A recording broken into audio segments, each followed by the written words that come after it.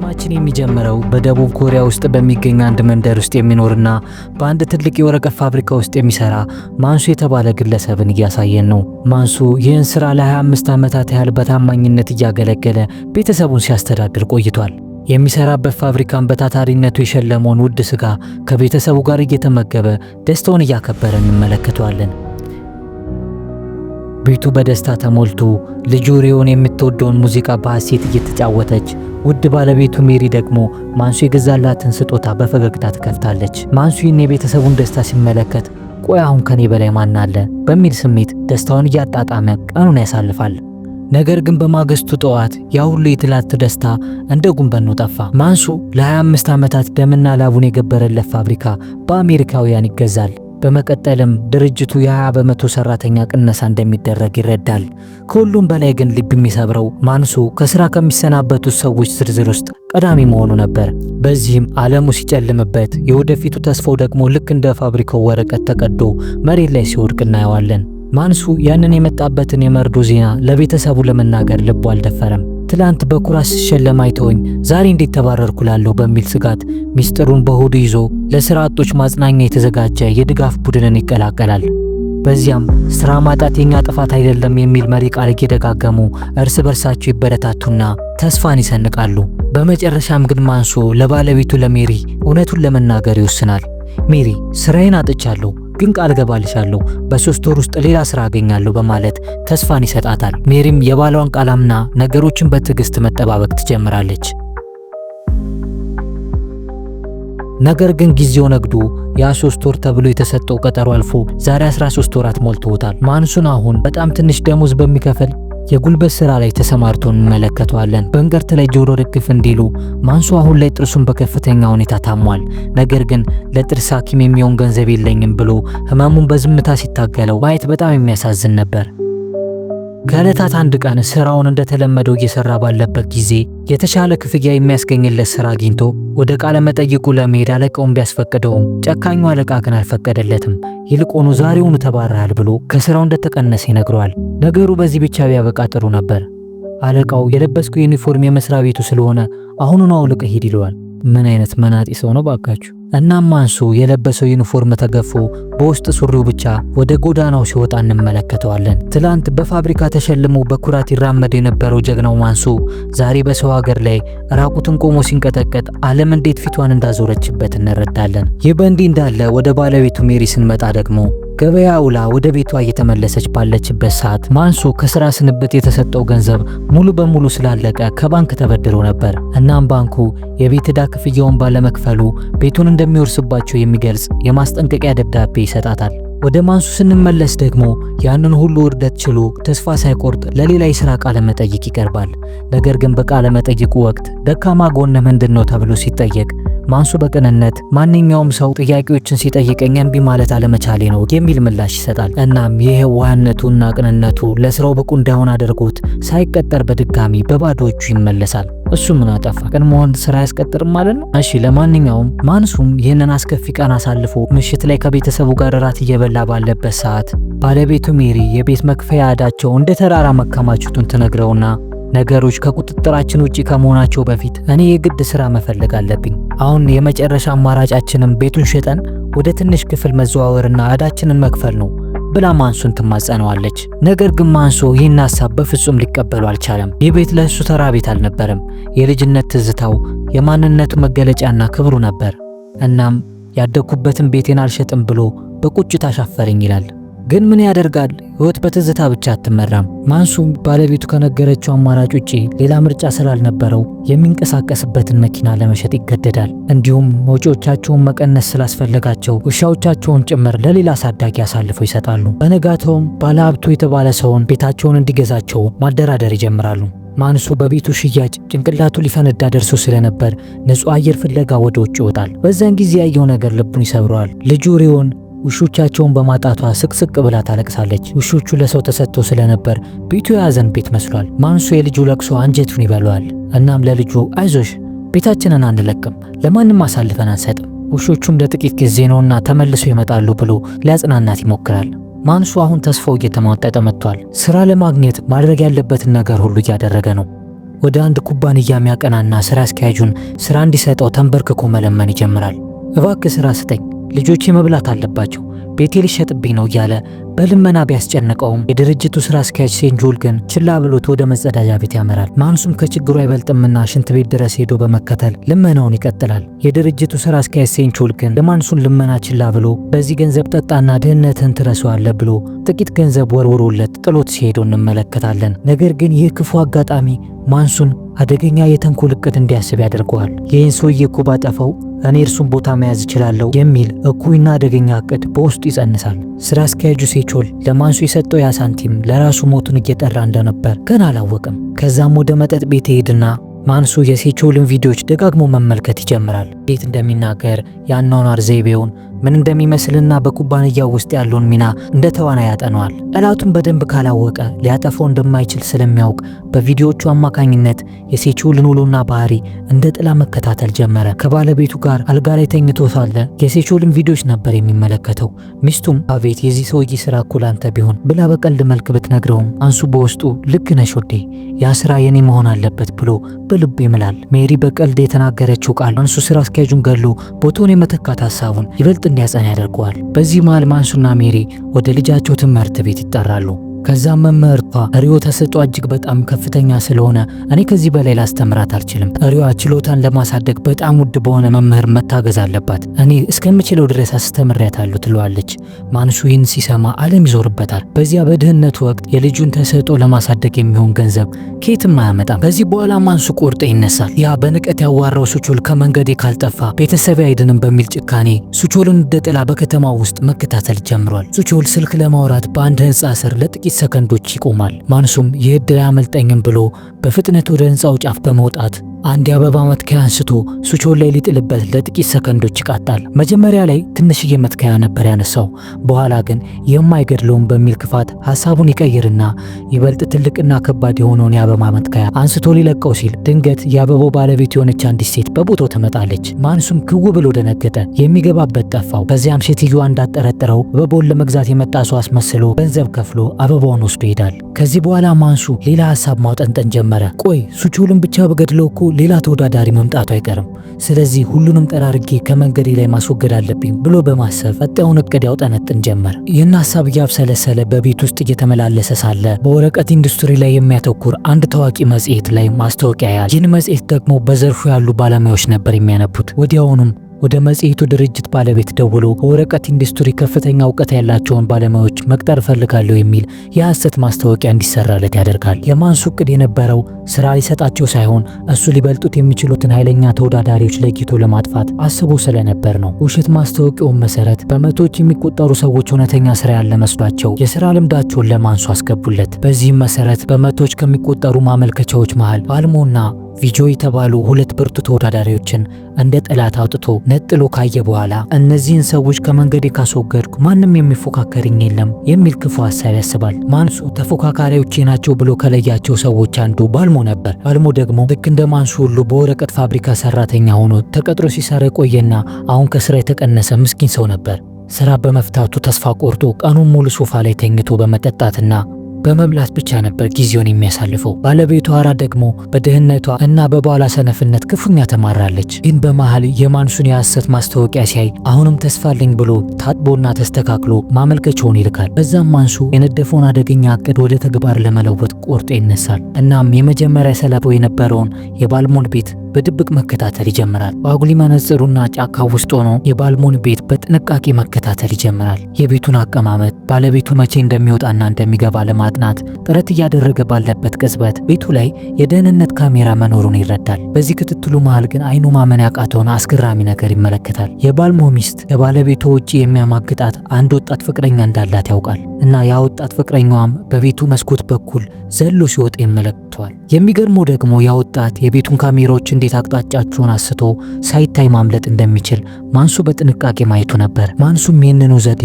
በቀጣይ ወደ ቤቱ ሲገባ ለመጠቀም በጭንቅላቱ ይመዘግበዋል። በቀጣዩ ቀንም ማንሱ ክትትሉን ቀጥሎ ሳለ ባልሞ በጫካው ውስጥ የሚበላን ጉዳይ እየፈለገ ማንሱ ወደ ተደበቀበት ቦታ በጣም ይቃረባል። የማንሱም ልብ በዚህ ጊዜ እንደ ከበሮ ይመታል። ከመደንገጡ የተነሳ ያንን የአባቱን ሽጉጥ አውጥቶ ለመተኮስ ቢሞክርም በፍርሃትና በመንቀጥቀጥ ምክንያት ጣቶቹ ታዘዘ አሉት። ማንሱ ለመጀመሪያ ጊዜ ነፍስ ለመግደል ሲቃጣ አካላቱ ሁሉ ይክደዋል። ከዛም ሁለቱ ባልና ሚስቶች በጫካው ውስጥ ለመዝናናት ምንጣፋቸውን ያነጣጥፋሉ። በመካከላቸው ግን ሰላም አልነበረም።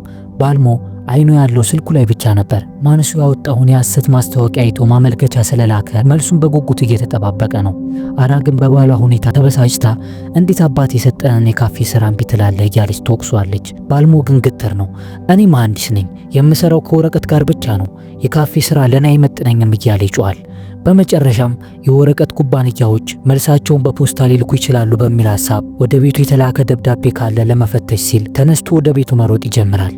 አራም በብስጭት እየሰደበችው ምግብ ተወረውርበት ጀመር። ባልሞና አራ በድንገት ተነስተው ወደ ቤታቸው ሲሮጡ ማንሱ እንዳያዩት ለመሸሸግ ሲሞክር ሚዛኑን ስቶ ከኮረብታው ላይ ይንከባለላል። ግን በአሳዛኝ ሁኔታ ያረፈበት ቦታ ላይ የነበረ እባብ እግሩን ይነድፈዋል። ማንሱ በህመም ሲጮህ ያየችው አራም በሩጫ መታ ትረዳዋለች። የራሱን ከረባት ወስዳ እግሩን ታስሯለች። ቢላውንም በክብሪት አግላ ቁስሉን ትቀድና ከዚያም መርዙን በአፏ መምጠት ትጀምራለች። ማንሱ በዚህ ድርጊቷ ቢሸማቀቅም እሷ ግን አርቲስት በነበርኩበት በአንድ ወቅት እንዲህ አድርጌ ያውቃለሁ ብላ ጀግንነቷን ለማሳየት ትሞክራለች። ማንሱ ማታ ወደ ቤቱ ተመልሶ በኢንተርኔት ላይ አራ ያደረገችለትን ነገር ሁሉ ሲፈትሽ ዶክተሮች ከሚያዙት በተቃራኒ እንዳደረገች ይረዳል። ኢንተርኔቱ ቁስልን አለመቅደድና መርዙን በአፋ ለመምጠጥ ይል ነበር። አራ ግን በቲያትር ባየችው የተሳሳተ እውቀት ማንሱን ለጥቂት ነበር ልገል የነበረው። ማንሱና ሜሪ በዚያኑ ምሽት አብሮ እየጨፈሩ ስለ ድሮ ጊዜያቸው ይመካከራሉ። ሆኖም ሜሪ ጨዋታውን አቋርጣ ስለ ልጃቸው ሊሆን ጉዳይ ታነሳበታለች ሲሆን የሜሪ የቀድሞ ፍቅረኛ ልጅ ቢሆንም ማንሱ ልጁ የ2 ዓመት ሕፃን እያለ ስላገባት ሲሆን ማንሱ እንደ እውነተኛ አባቱ ስለሚቆጥረው እውነቱ እንዲወጣ አይፈልግም። ሜሪ ግን እውነቱን ለልጃችን ልንነግረው ይገባል ብትልም ማንሱ ግን ይቃወማታል። በነጋታው ማንሱ አንድ የወረቀት ፋብሪካ ማስታወቂያ እንዳወጣና ለዚያ ኢንተርቪው እንደሚሄድ ይነግራታል። ባለቤቱ ግን ከወረቀት ኢንዱስትሪ ውጭ ያለ ስራ ለምን አትፈልግም ስትል ትጠይቀዋለች። ማንሱ ግን እንደ ባልሞ ሁሉ የወረቀት ኢንዱስትሪ ለቤተሰብ ያደረገውን በማስታወስ በዚህ በቴክኖሎጂ ዘመን እንኳን የወረቀትን አስፈላጊነት ይሟገታል። ማንሱ ስራ ልፈልግ እየወጣው ነው እያለ አደገኛ እቅዱን እያከናወነ ነው። ከዛም ማንሱ ወደ ባልሞ ቤት ይሄድና ያወጣት ፍቅረኛዋ ሲያደርግ እንዳየው የደህንነት ካሜራውን አቅጣጫ በማሳሳት ወደ ባልሞ ቤት በድብቅ ይገባል። ወደ ውስጥ ሲዘልቅም ባልሞ በቦታው አልነበረም። ነገር ግን በምትኩ አራ ከድብቅ ፍቅረኛዋ ጋር ስትማገጥ ነበር የሰማው። ከዛም በፍጥነት ወጥቶ ወደ ቤቱ መመለስ ይጀምራል። በዚህ ጊዜ መንገድ ላይ ባልሞን ወደ ቤቱ ሲመለስ ያገኘዋል። ከዛም ማንሱ በድብቅ በገዛው ስልክ ለባልሞ ይደውልለትና አሁኑኑ ለቃለ መጠይቅ ወደ ቢሮ ይና የኩባንያው ባለቤት ለጉዞ ሊወጣ ስለሆነ አሁን ካልመጣ እድሉ ያመልጣል ይሏል። ባልሞን በደስታ ተስማምቶ ልብሱን ለመቀየር ወደ ቤት እየሮጠ ይገባል። በዚህ ጊዜ ግን ሚስቱ ከሌላ ወንድ ጋር ስትማገጥ ደርሶባቸው በድንጋጤ ተዝለፍልፎ መሬት ላይ ወድቃል። በኋላ ላይ ማንሱ ሚስቱን ከስራ ሊቀበላት ይሄዳል። ነገር ግን አዲሱ የሜሪ የስራ ባልደረባ ጂኖ ሆይ ለሚስቱ የሚያደርገው እንክብካቤ ማንሱን ምቾት ነስቶታል። ጂኖ ወጣትና ማራኪ በመሆኑ እንዲሁም የማንሱን የጥርስ ህመም በነፃ ለማከም ቃል በመግባቱ ማንሱ ተበሳጭቷል። ሜሪንም ከዚህ በኋላ ከዚህ ሰውዬ ጋር ምንም ግንኙነት እንዳይኖርሽ እያለ ይቆጣታል። በነጋታው ማንሱ ወደ ግድያ እቅዱ ይመለስና ወደ ባልሞ ቤት ሽጉጡን ይዞ ይመለሳል። ባልሞ በሚያሳዝን ሁኔታ ግን የሐዘን ሙዚቃ እያዳመጠ በጸጸት እየተንገበገበ ያገኘዋል። ባልሞ ማንሱን ሲመለከተው የአራ ውሽማ መስሎት ነበር። ማንሱ ሽጉጡን አውጥቶ ሲያሳየው ግን አራ ደርሳ በማንሱ ላይ ጥቃት ለመሰንዘር ትዘጋጃለች። ከዛም ባልሞ ስለ ራሱ መሐንዲስነትና በጣም ከፍተኛ ሙያ እንዳለው እያለቀሰ ሲናገር ማንሱ በቁጣ ለምን ሚስት የምትለን አሰማ፣ ለምን ሌላ ስራ አትቀጠርም እያለ ይጮህበታል።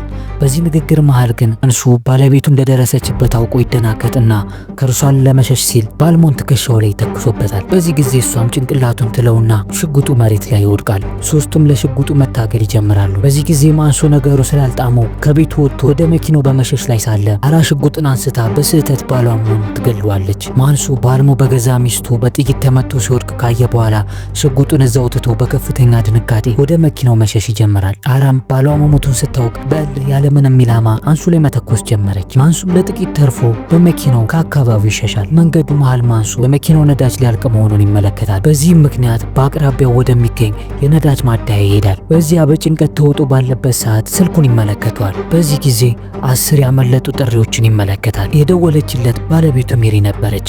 መልሶ ሊደውልላት ቢሞክርም እሷ ደግሞ አታነሳም ነበር። ይህም ጭንቀቱን ይበልጥ ያባብሷል። ማንሱም ተጨንቆ ወደ ልጆቹ ይደውላል። ልጆቹም ስልኩን አንስተው እናታቸው የት እንዳለች እንደማያውቁና ነገር ግን ከቤት ስትወጣ አባታችሁ ላደረገው ነገር ዋጋ ይከፍላል ብላ እንደወጣች ይነግሩታል። ማንሱ ይህንን ሲሰማ ሚስቱ የወንጀሉን ምስጢር ያወቀችበት መስሎት ክው ይላል። ነገር ግን በኋላ ላይ ሲረዳው ሜሪ የተናደደችው እሱ ስለገደለው ሰው ሳይሆን አብረው ሊሄዱበት አስበው ወደ ነበረው የድግስ ክብረ በዓል በመርሳቱና ስልኩን ባለማንሳቱ ነበር። ከዛም ሚስቱን ላለማስከፋት ወደ ድግሱ እየተንደረደረ ይሄዳል። ነገር ግን በዚያ ሲደርስ ሚስቱን ከስራ ባልደረባዋ ጋር ስትጨፍር ያያታል።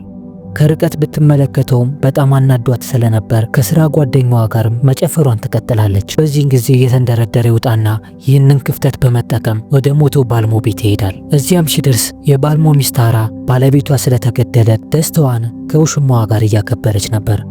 እርሱም በዝናብ ውስጥ ሆኖ የባልሞን አስክሬን መቅበር ይጀምራል። አራም ከፍቅረኛዋ ጋር በቤት ውስጥ በነበረችበት ሰዓት ማንሱ በድብቅ የባልሞን አስክሬን ቀበረ።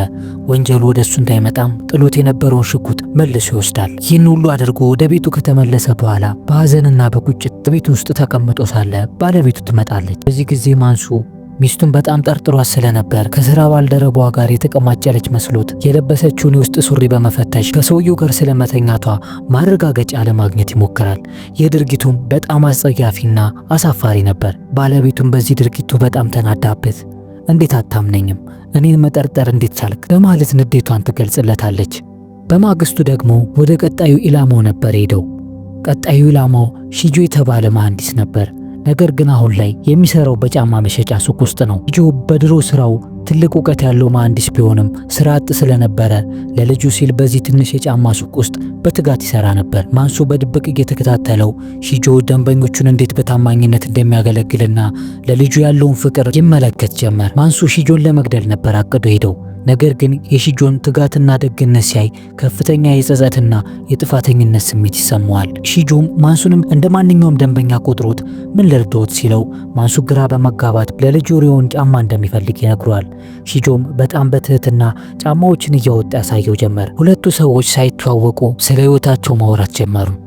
ሁለቱም ለወረቀት ኢንዱስትሪ ያላቸውን ፍቅርና ያ ዘመን ማለፉ ምን ያህል እንደሚቆጫቸው አውቁ። ስራ አጥ መሆን ያለውን ውርደትና ቤተሰብ ማስተዳደር ምን ያህል ከባድ እንደሆነ ተጨዋወቱ። ሺጆ ልጁን ለማሳደግ የሚለፈውን ልፋትና ማንሱም ስለ ሪዮና ስለ ቼሎ ትምህርታቸው ማውራት ጀመሩ።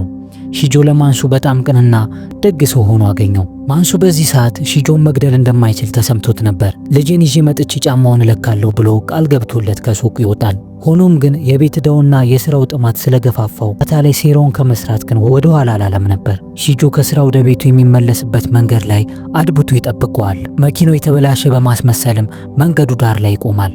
ሺጆን በመኪናው ሲያልፍ ያንኑ የጫማ ሱቅ ደንበኛውን ስላየው ለመርዳት መኪናውን አቁሞ ይወርዳል። ከዚያም የሚችል ከሆነ ሺጆ ሞተሩን እንዲያይለት ይጠይቋል። ሺጆም ምንም ሳይጠራጠር ጎንበስ ብሎ ሞተሩን መነካካት ይጀምራል። ሺጆም ጎንበስ ብሎ ያለ ማንሱ ሽጉጡን አወጣ። ነገር ግን የጥፋተኝነት ስሜት ስላስቸገረው የሺጆን ፊልዳ ለማየት አይኑን ሸፍኖ ሊተኩስበት ሲል ሺጆም ግራ ተጋብቶ ማንሱን ገፍትሮ ለማምለጥ ይሞክራል። በዚህ ጊዜ ግን ማንሱ በጭካኔ በጥይት መጥቶ ይገድለዋል። አስከሬኑንም በመኪናው ኮፈን ውስጥ ከቶ በሺጆ መኪና ውስጥ የነበረ ካሜራን ፈቶ ከአካባቢው ይሰወራል። ነገር ግን በድንጋጤ ውስጥ ስለነበር የጥይቱን ቀላ መሬት ላይ ጥሎት ነበር ሄደው። ማንሱ ይህን ድርጊት እየፈጸመ ባለበት ሰዓት ልጁ ሲሆን ከጓደኛው ጃው ጋር በመሆን ወደ አንድ ሱቅ ሰብረው ገብተው ስልኮችን ይሰርቁ ነበር። በዚህ ጊዜ ፖሊስ ደርሶ ያሳድዳቸው ጀመር። በዚህ መሃል የማንሱ ልጅ ሲሆን አምልጦ ወደ ቤቱ ሲገባ ጓደኛው ግን በፖሊሶቹ ይያዛል። ማንሱ አስከሬኑን ጭኖ ወደ ቤቱ ሲመለስ የልጁን ሳይክል በጭቃ ተለውሶ ያያዋል። ግን ያየውን ነገር ችላ ብሎ አስከሬኑን ለመቅበር የሚሆን ጉድጓድ መቆፈር ጀመረ። ከዛም በጣም ደክሞ ስለነበር አስከሬኑን ሳይቀበር መኪናው ውስጥ እንዳለ ትቶት እንቅልፍ ይወስደውና ይነጋል። በማግስቱ ጠዋትም ከተኛበት ሲነቃ ፖሊሶች ቤቱ ደጃፍ ላይ ቆመው ያገኛቸዋል። ፖሊሶቹ የመጡት ስለ ሺጆ ግድያ ሳይሆን ልጁ ሲሆን ስለፈጸመው የስልክ ስርቆት ለመጠየቅ ነበር። ሆኖም ግን የሺጆ አስከሬን አሁንም መኪና ውስጥ ነበር። እንዲሁም የአስከሬኑ የልብስ ጫፍ ወደ ውጭ ወጥቶ ይታይ ነበር። ማንሱም ፖሊሶቹ እንዳያዩት በፍጥነት ሄዶ በመኪናው ፊት ለፊት በመቆም ምንም እንዳልተፈጠረ ሆኖ ለመሸፈን ሞከረ። እናም ፖሊሶቹ ሲሆንን የግድ ወደ ፖሊስ ጣቢያ ሄደው መመርመር ስላለባቸው መላው ቤተሰብ እዛው አስከሬኑ ባለበት መኪና ተጭኖ ወደ ፖሊስ ጣቢያ ይሄዳሉ። እናም ማንሱ ልጁ ወደ ምርመራ ከመግባቱ በፊት እንዲህ ሲል መከረው። ስርቆቱን እንድትፈጽም ያስገደደ ጓደኛ ነው። አንተ ደግሞ ቤተሰብን ለመጠበቅ ስትል የሰራው ስራ እንደሆነ ተናገር ብሎ ይመክረዋል። ፖሊስ ጣቢያ እንደደረሱ ግን ቤታቸውን ሊገዛ የነበረው ባለሀብቱ ልጆቹ በሱቁ ላይ ላደረሱበት ጉዳት ክስ ለመመስረት ሲጠባበቅ ያገኙታል። በዚህ ጊዜ የማንሱ ሚስት ሜሪ ባለሀብቱን ለመደራደርና ክሱን እንዲተው ለማድረግ ታስብና ወደ መጸዳጃ ቤት ሄዳ የውስጥ ጡት ማሳዣውን አውላልቃ ሰውነቷ እንዲታይ በማድረግ በሰውነቷ ተማርኮ ክሱን እንዲተው ታባብሎ ጀመር።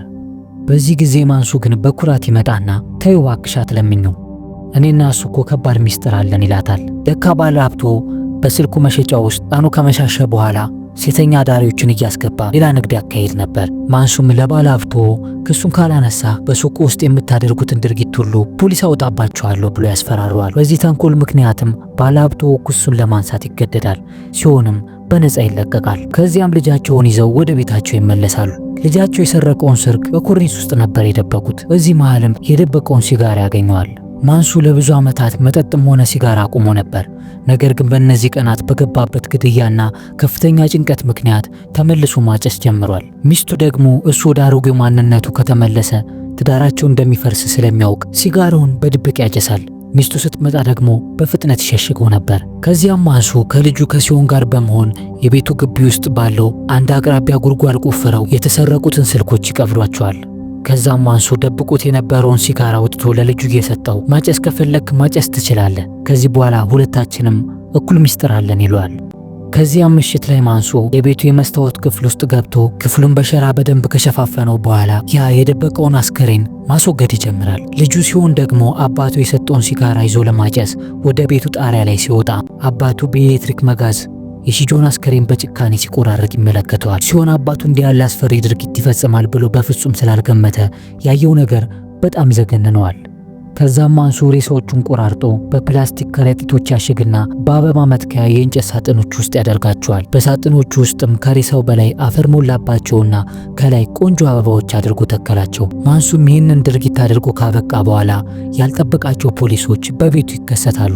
ከዛም ስለሞቱት ስለ ባልሞና ስለ ሺጆ የተለያዩ ጥያቄዎችን ይጠይቁት ጀመር። ሺጆ ከመጥፋቱ በፊት ለመጨረሻ ጊዜ የተነጋገረው ማንሱ ባወጣው የሐሰት የሥራ ማስታወቂያ አማካኝነት ለሥራ እንደነበር ደርሶበታል።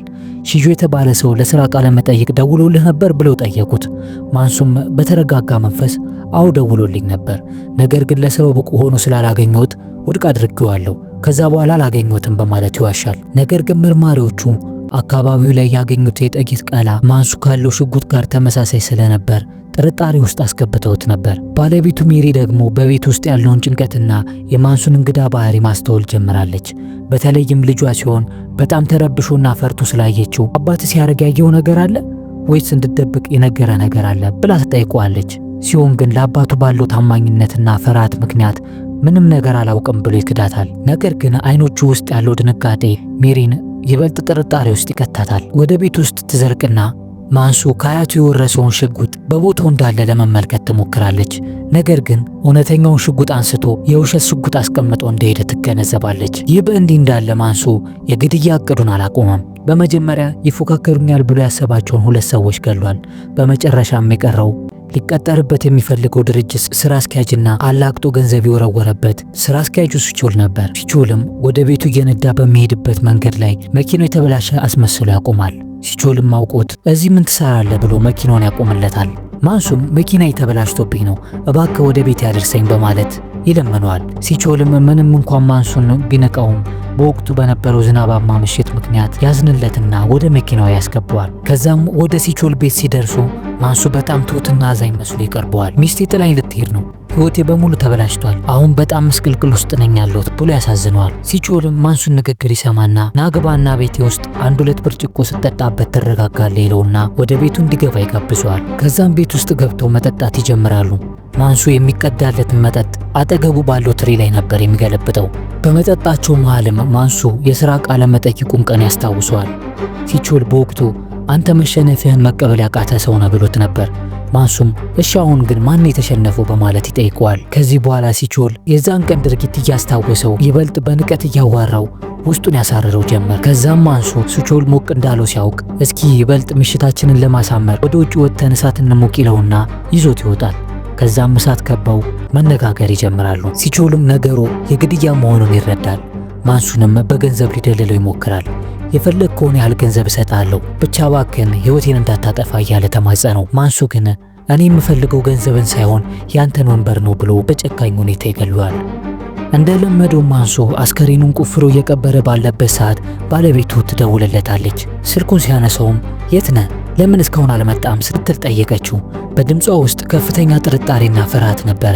ምክንያቱም የባልሞና የሺጆ መጥፋት በአካባቢው ላይ ትልቅ መነጋገሪያ ሆኖ ነበር። ማንሱም ከአስከሬኑ አጠገብ ቆሞ ስራውን እንዳገኘና በቅርቡ የተሻለ ህይወት እንደሚኖራቸው ነገራት። ስልኩን ከዘጋው በኋላም ለአንቺና ለልጆቻችን ስል ነው ይህን ሁሉ ማደርገው በማለት ራሱን ለማጽናናት ሞከረ። ባለቤቱ ሜሪ በማንሱ ላይ ያደረባት ጥርጣሬ ከፍተኛ ደረጃ ላይ ደርሶ ነበር። በድጋሚ ልጇ ሲሆን በጣም ተረብሾና ፈርቶ ስላየችው ለብቻው ጠርታ አባት ምን እያደረገ ነው? ምን አይታል? በማለት እውነቱን እንዲነግራት ተማጸነችው። ልጁ ሲሆን ግን አባቱ ሬሳ ሲቆራረጥ አይቶ ቢሆንም አባቱን ለመጠበቅ ሲል ምንም አላየውም።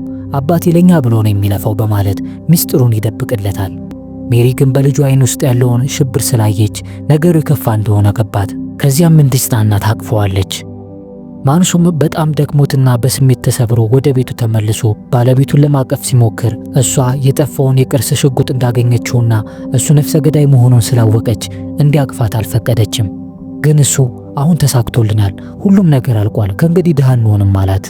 ለቤተሰባችን ክብር ነው ያደረኩት እያለ ሲያለቅስም እሷም አብሮ ማልቀስ ጀመረች። ጥቂት ሳምንታት በኋላም ማንሱ ባሰበው መሰረት የሲጆል መስሪያ ቤት የሥራ ቅጥር መደብ ያወጣል። እዚያም በመሄድ ከበፊቱ ስህተቱ በመማር የተሳካ ቃለ መጠይቅ ያደርጋል። እናም ባቀደው መሰረት የድርጅቱን የሥራ አስኪያጅነት ቦታ ያገኛል። ያገኝ በነበረው ከፍተኛ ገንዘብም እዳውን በሙሉ ከፈለ። ሊሸጥ የነበረው ቤታቸውን ማስመለሰ። እንዲሁም ልጆቹ ይወዳቸው የነበሩትና በድህነት ምክንያት ተለይተው የነበሩትን ሁለቱን ውሾች ወደ ቤታቸው አስመልሳቸው። በቤተሰቡ ውስጥም ሰላም የሰፈነ ይመስል ነበር። በቀጣዩ ቀንም ፖሊሶቹ በድጋሚ ወደ ቤቱ መጥተው ወሳኝ ጥያቄዎችን ይጠይቁት ጀመር። እሱም ያለምንም ፍርሃት ነበር የሚመልስላቸው። ሚስቱንም ባለቤትሽ ጥንታዊ የቅርስ ሽጉጥ እንዳለው እናውቃለን፣ ያ ሽጉጥ የት ነው ያለው? ልናየው እንችላለን ብለው ጠየቋት። ሜሪ ግን በዚህ ሰዓት ለባሏ ያላትን ታማኝነት አሳየች። ሽጉጡን ቀድማ ደብቀው ስለነበር መርማሪዎቹን አይናቸውን እያየች እንደዚህ አይነት ሽጉጥ በፍጹም በቤታችን ውስጥ የለም፣ ማንሱ እንደዚህ አይነት ሽጉጥ ይዞ አያውቅም በማለት በድፍረት ዋሸች። ፖሊሶቹም ማስረጃ ስላጡ ወደ መጡበት ተመለሱ። ከዚህ በኋላ ማንሱ በመጨረሻ የተመኘውን የሥራ መደብ አግኝቶ ቤቱን አስመልሶና ልጆቹን አስደስቶ ታሪኩ በዚህ ይፈጸማል። የስኬት ግን ከባድ ዋጋ ተከፍሎበታል። በሶዳም ላይ የሚገነባ ስኬት ለስጋ እንጂ ለነፍስ ረፍት አይሰጥም። እውነተኛ ስኬት የሚለካው በምንኖርበት ቤት ስፋት ወይም በምንይዘው የሥራ መደብ ሳይሆን ሕሊናችን በሚያገኘው ሰላም ነው። ማንሱ ለቤተሰቡ ሲል የፈጸመው ግፍ ለልጁ የአእምሮ ጠባሳ፣ ለሚስቱ ደግሞ የፍርሃት ኑሮን ትቶ አልፏል።